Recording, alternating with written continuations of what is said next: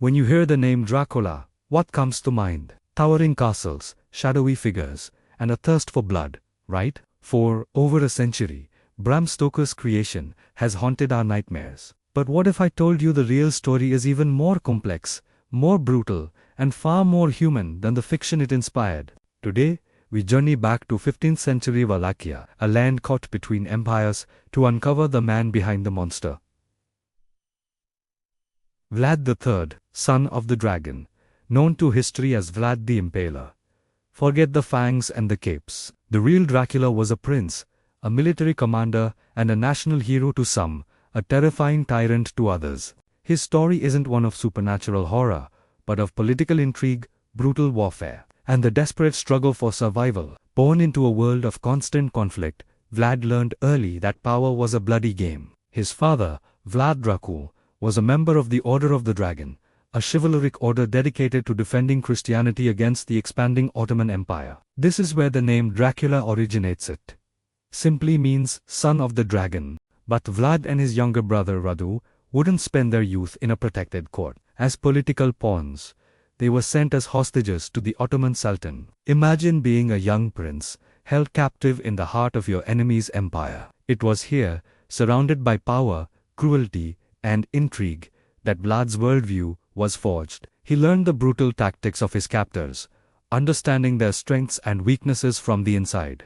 This experience didn't break him, it hardened him, shaping the ruthless leader he would become when he finally returned to claim his birthright. The Wallachia Vlad returned to was a mess of betrayal and corruption. The local nobles, the boyars, had murdered his father and older brother. This betrayal ignited a fire for vengeance that would define his reign. When Vlad finally seized the throne, his first order of business was to settle the score. In a chilling display of power, he invited hundreds of these boyards and their families to a feast. He asked them how many rulers they had seen in their lifetimes. Their proud answers, boasting of the instability they had caused, sealed their fate.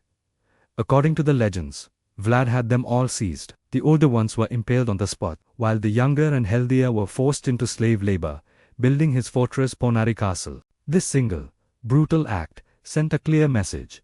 Loyalty would be rewarded, but betrayal would meet a gruesome end. This brings us to his infamous method of execution, impalement. Why this specific, horrific punishment? It wasn't just about cruelty, it was psychological warfare. The sight of a forest of the impaled outside a CDS walls was a terrifying deterrent to crime, rebellion, and foreign invasion. Reports, likely exaggerated by his enemies, claimed tens of thousands met this fate. One story tells of Ottoman envoys who refused to remove their turbans in his presence, citing religious custom. Vlad's response: he had their turbans nailed to their heads to ensure they'd never have to remove them, whether true or not.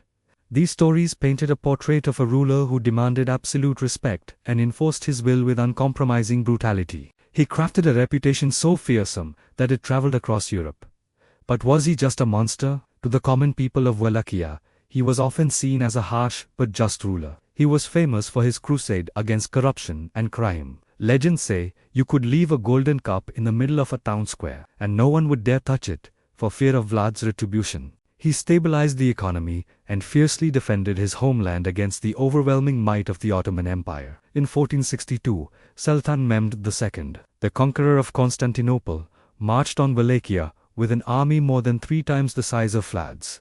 Against impossible odds, Vlad didn't surrender. He waged a brilliant guerrilla war, using scorched earth tactics, poisoning wells, and launching daring night raids. The most famous of these was the night attack, where Vlad and a small band of his men, disguised as Ottoman soldiers, snuck into the Sultan's camp with the goal of assassinating Mehmed himself. While they failed to kill the Sultan, they caused absolute chaos and panic, inflicting heavy casualties and shattering the morale of the massive invading army. The campaign culminated in one of the most horrifying sights of the medieval world. As the Sultan's army approached the capital, they discovered a vast field outside the city, where Vlad had impaled over 20,000 captured Ottoman soldiers. The stench and the grotesque spectacle were so overwhelming that even the battle-hardened Sultan reportedly turned his army around and retreated. Vlad had won, but through methods that cemented his dark legacy. So, how did this warrior prince become a vampire?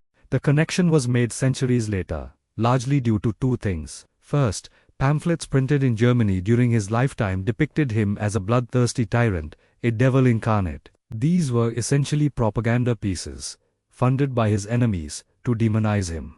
They included woodcut illustrations of him dining amidst a forest of his impaled victims, even dipping his bread in their blood. While this was almost certainly an exaggeration meant to shock, the image stuck. The second and most crucial link was Bram Stoker. In the late 19th century, while researching his vampire novel, Stoker came across an account of this obscure Wallachian prince. The name, Dracula, meaning son of the dragon, but also sounding like son of the devil, was too perfect to pass up. He borrowed the name and a few vague details from Vlad's brutal history, and a legend was born. Stoker's Count Dracula had little in common with the historical Vlad, but the name forever linked the ruthless prince with the undead count. In the end, Vlad's reign was short-lived. Betrayed by his supposed allies and overwhelmed by his enemies, he was eventually killed in battle. His life was a testament to the brutal realities of his time. He was a product of a violent world, and he used that violence to protect his people and his throne. He was a national hero to Romanians,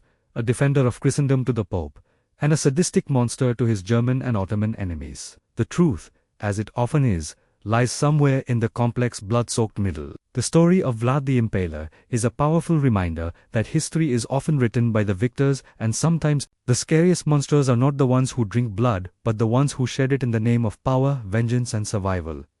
Thanks for joining this deep dive into the real Dracula. If you found this journey into the past as fascinating as I did, make sure to hit that like button and subscribe for more historical mysteries. Let me know in the comments who you think the real Vlad was.